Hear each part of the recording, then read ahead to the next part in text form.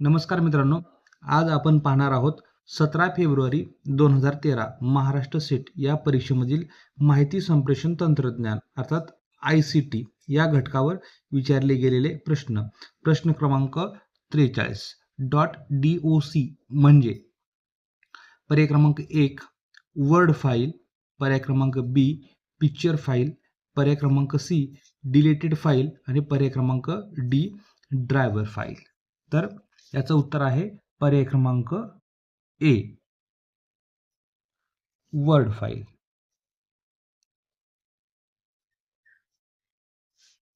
तर ही .doc म्हणजे document file. पर्याय क्रमांक ए. पुढील प्रश्न क्रमांक 44. संगणकाच्या परिभाषेत खालीलपैकी कशाची क्षमता सर्वात जास्त असते? In computer terminology which one of the following is the largest in terms of data capacity? पर्याय क्रमांक ए KB, पर्याय क्रमांक बी TB, पर्याय क्रमांक सी MB आणि पर्याय क्रमांक डी GB. तर याचं उत्तर आहे पर्याय क्रमांक बी TB. संगणकाच्या परिभाषेत TB ही क्षमता सर्वात जास्त असते, टेराबाईट. पुढील प्रश्न क्रमांक 45.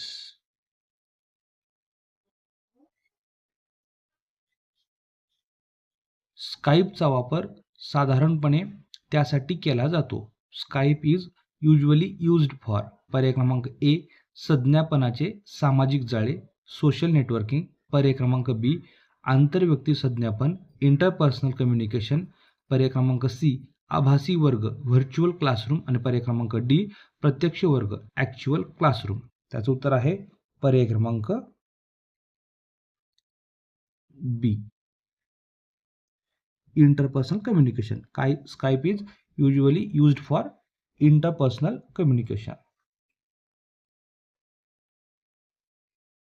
पुढील प्रश्न क्रमांक 46.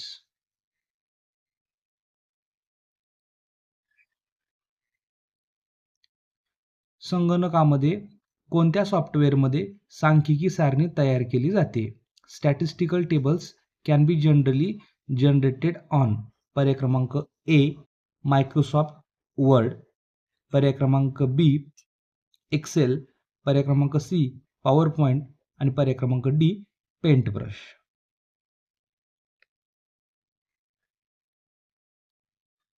त्याचं उत्तर आहे पर्याय क्रमांक बी एक्सेल. संगणकामध्ये एक्सेलमध्ये सांख्यिकी सारणी तयार केली जाते. पुढील प्रश्न क्रमांक 47.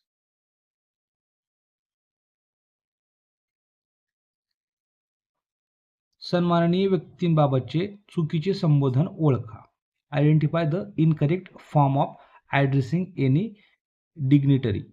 पर्याय क्रमांक ए कॅबिनेट मंत्री सन्माननीय, कॅबिनेट मिनिस्टर ऑनरेबल, पर्याय क्रमांक बी महापौर सन्माननीय, मेयर ऑनरेबल, पर्याय क्रमांक सी राज्यपाल महामहिम गव्हर्नर युअर एक्सलन्सी आणि पर्याय क्रमांक डी न्यायाधीश महामहिम जज युअर एक्सलन्सी.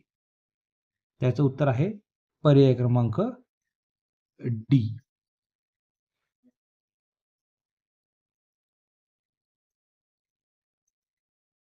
जज युअर एक्सलन्सी. त्याचं उत्तर आहे जजचं द ऑनरेबल जज.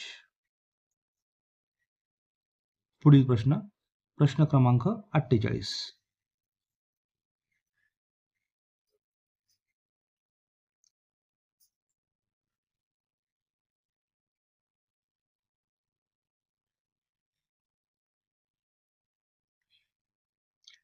भाषणामध्ये खालीलपैकी कोणते घटक येतात?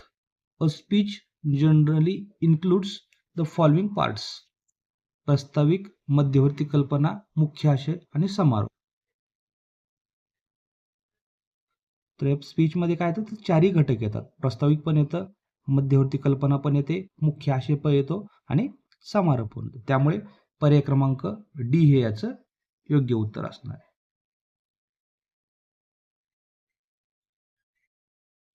चारही पर्याय बरोबर आहे.